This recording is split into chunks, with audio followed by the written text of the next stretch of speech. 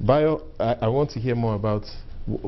Clearly, we've got some new reports about how significant this blast is. The person I was just speaking to is an eyewitness, giving us very clear accounts as to the extent of injuries. So this is a major blast. There's no question about it. And I don't know if you want to cast your mind back, looking at what has happened over the last 2 to 3 years, especially when we had this UN bomb blast. What impact is this likely to have on the markets? Well, like I said earlier, I think this will slow things down temporarily. I don't think this will lead to reversal of the flows that we had seen coming last week, or even the flows that are in country as we speak. Clearly, the investors would want to analyze the situation and watch closely for some time.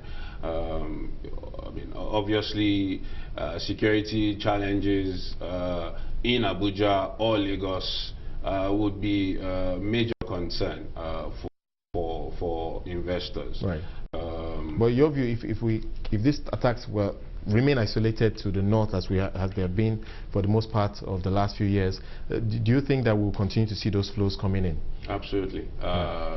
Most of the investors factored in the security challenges, especially in the northeast. So I mean, that's factored into whatever investment decisions that's been taken. Abuja is slightly different, and that's why they would watch closely to be sure that this is an isolated case, right, and that the federal government is right on top of it. Right. Even if it's an isolated case, I mean, we know we have the World Economic Forum coming up in Abuja later on next month, and this is really on the back, just before such a major event that, of course, will bring so many investors into Nigeria. How worried are you about the timing of this attack?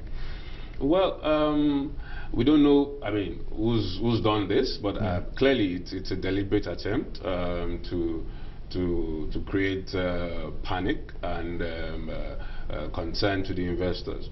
But I think the onus is on the federal government to show strength and character in this period.